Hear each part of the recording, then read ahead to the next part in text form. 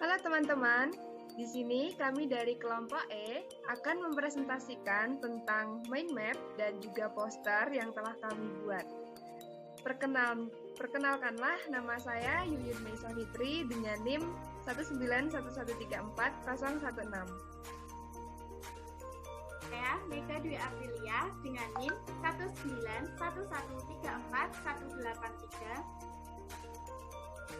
Saya Pinata Chandra Kirana, NIM 191134240. Saya Rindi Ilham Setianingsih dengan NIM 191134290. Baik, marilah langsung saja kita mulai melakukan presentasi.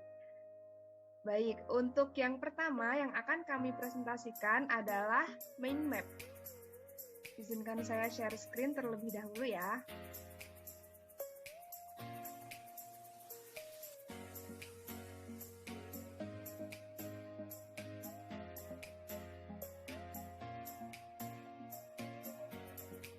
Baik, apakah sudah terlihat teman-teman? Sudah. Baik, saya persilahkan untuk presentasi. Oke, selamat pagi Bu Agnes dan teman-teman. Saya akan mempresentasikan hasil mind map tentang gambaran umum dari Cambridge Curriculum. Nah, yang pertama yaitu tentang dari kurikulum Cambridge sendiri. Kurikulum Cambridge sendiri berasal dari organisasi non-profit yang ada di Universitas Cambridge, Inggris. Dan kurikulum ini juga telah dipakai oleh sekitar 1.000 sekolah di 160 negara, termasuk di negara Indonesia sendiri. Kemudian, di kurikulum ini sempat berganti nama dari Cambridge International Examination menjadi Cambridge Assessment International Education pada tahun 2018. Nah, pergantian ini dimaksudkan agar untuk menegaskan bahwa Cambridge International bukan hanya sekedar soal ujian saja, tetapi juga jati diri pendidikan itu sendiri. Lalu, mind map yang keuntungan. Keuntungannya, jika bersekolah di mana sekolah tersebut menerapkan kurikulum Cambridge, tidak hanya siswa saja, tetapi guru juga mendapatkan keuntungan, yaitu guru juga akan mendapatkan pelatihan cara mengajar yang lebih efektif dan juga yang lebih menyenangkan sehingga tidak terpaku pada teori saja. Lalu untuk siswanya, siswa akan memiliki cara pandang yang internasional, menciptakan generasi yang siap dalam persaingan global, mengembangkan fokus minat dan bakat pada siswa, mendapatkan pendidikan yang modern, siswa menjadi fasih dalam berbahasa Inggris dan juga akan berkesempatan untuk kuliah di kampus terbaik di dunia. Lalu kita masuk ke dalam level. Nah, di kurikulum Cambridge sendiri ini dikelompokkan menjadi 4 jenjang pembelajaran dan pengelompokan ini berguna untuk mengukur kemampuan anak berdasarkan umurnya. Nah, yang pertama ada Cambridge Primary, merupakan jenjang paling awal yang dikhususkan untuk anak berumur 5-11 tahun. Lalu Cambridge Lower Secondary merupakan jenjang kedua yang dikhususkan untuk anak yang berumur 11-14 tahun. Kemudian Cambridge Upper Secondary merupakan jenjang menengah yang dikhususkan untuk anak berumur 14-16 tahun. Dan yang terakhir Cambridge Advanced merupakan jenjang tertinggi yang dikhususkan untuk anak berumur 16-19 tahun. Lalu di karakter. Cambridge Curriculum ini tidak hanya mengembangkan konten tetapi juga skill. Nah, Cambridge Curriculum ini juga mendorong siswa untuk memiliki kemampuan dalam yang pertama, percaya diri dalam bekerja dengan informasi dan gagasan mereka sendiri dan juga gagasan orang lain. Lalu yang kedua, bertanggung jawab. Bertanggung jawab di sini artinya atas diri mereka sendiri. Mereka responsif dan menghormati orang lain. Lalu yang ketiga, reflektif. Nah, sebagai peserta didiknya di kurikulum Cambridge ini mengembangkan kemampuan untuk belajar. Lalu yang keempat, inovatif. Penuh tantangan untuk masa depan.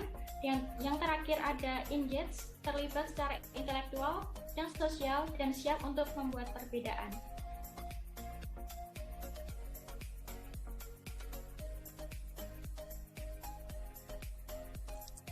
Baik, saya akan mempresentasikan mengenai perbedaan kurikulum Cambridge dengan kurikulum lain.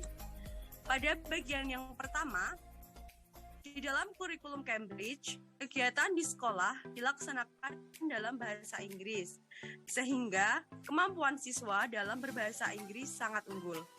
Yang kedua, siswa diperkenalkan dengan international outlook, sehingga membuat siswa mengetahui perbedaan antar negara atau setiap negara. Pendidikan yang modern dan selalu up to date. Dari sistem pendidikan yang modern dan selalu up to date tersebut, membuat siswa siap untuk menjadi future leader. Dan yang terakhir, siswa mendapatkan sertifikat Cambridge International, di mana siswa yang mendapatkan sertifikat tersebut setelah menyelesaikan pendidikan dapat melanjutkan ke universitas terbaik. Kemudian, pada bagian 2, evaluasi implementasi kurikulum Cambridge hanya dilaksanakan oleh pihak sekolah saja dan tidak terdapat evaluator dari Cambridge. Kemudian pada bagian 3, yaitu konten area Cambridge yang membedakan dengan kurikulum lain. Yang pertama terdapat konten area English, di mana terdapat reading, writing, use of English, speaking, and listening. Kemudian, pada konten math atau matematika, terdapat number, geometry, problem solving, organizing, data and shape, space and measure. Kemudian yang terakhir terdapat science, di mana di dalam sains ini terdapat scientific and theory, biology, chemistry, and physics. Kemudian, pada bagian 4, contoh dari perbedaan kurikulum Cambridge dan IP, di mana kurikulum Cambridge merupakan cabang dari Cambridge University di Inggris. Kurikulum Cambridge ini menawarkan program-program untuk semua level dan telah digunakan oleh 10.000 sekolah di seluruh dunia. Sedangkan kurikulum International Baccalaureate atau IB didirikan pada tahun 1968 di Jenewa, Swiss, sebagai sebuah yayasan pendidikan non-profit. Terdapat 6.311 program IB yang digunakan oleh 4.786 sekolah di dunia.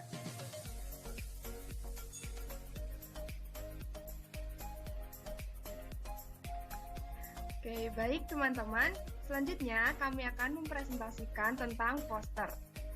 Baik, di sini saya akan share screen terlebih dahulu untuk posternya.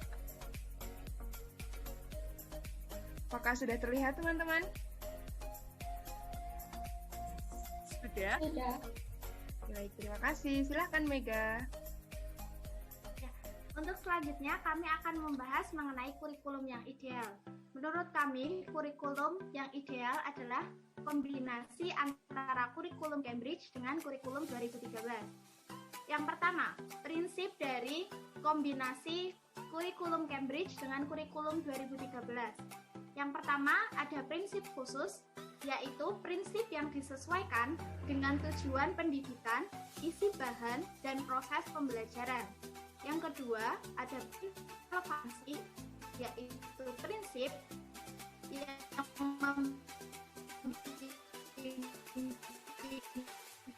siswa untuk berkembang secara relevan sesuai dengan tuntutan siswa serta perkembangan yang mempersiapkan para siswa untuk kehidupan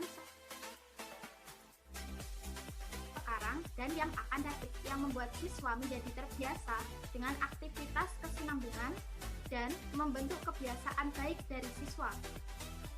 Yang kelima, ada prinsip efektivitas, yaitu prinsip yang menggunakan evaluasi untuk menentukan metode yang efektif untuk pembelajaran selanjutnya.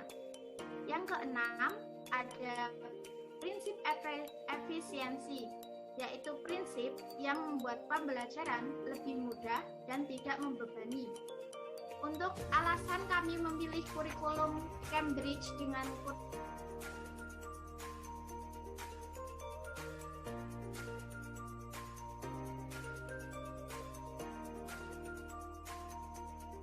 kurikulum ini juga sama-sama menuntut nonaktifkan siswa. Serta penilaian kedua kurikulum ini bisa saling melengkapi. Kurikulum 2013 dengan nilai karakternya, sedangkan kurikulum Cambridge dengan nilai pengetahuannya. Baik, selanjutnya adalah proses belajar pada kedua kurikulum yang sudah kami padukan dan juga evaluasi. Nah, di sini saya akan mempresentasikan atau menjelaskan mengenai proses belajar terlebih dahulu. Ternyata pada proses belajar kurikulum Cambridge dan juga proses belajar kurikulum 2013 ini memiliki kesamaan, yaitu pertama, tahap pendahuluan, yang kedua kegiatan inti atau pokok, dan yang ketiga adalah penutup.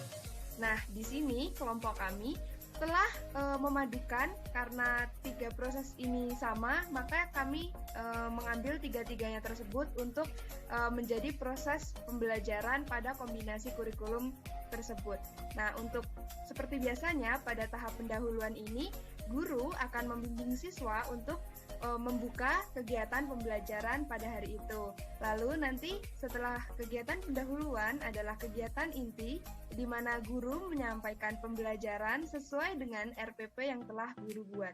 Lalu setelah pembelajaran telah dilaksanakan, akan ditutup dengan penutup yang nantinya akan dibimbing oleh guru juga. Nah, setelah proses pembelajaran, di sini kami akan membahas tentang evaluasi. Evaluasi di sini seperti yang sudah Mega jelaskan,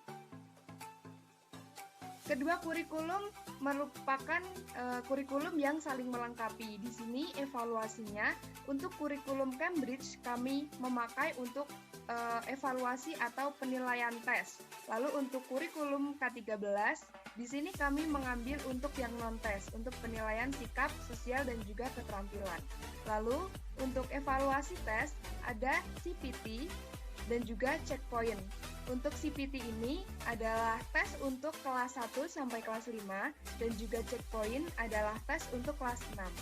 Nah, untuk penilaian sikap, sosial, dan keterampilan, di sini kami menggunakan penilaian non-tes sesuai dengan penilaian non-tes pada kurikulum 2013. Baik, Bu Agnes dan teman-teman sekalian, cukup disinilah presentasi mengenai poster dan juga mind map yang telah kelompok kami buat. Izinkan saya untuk stop share ya.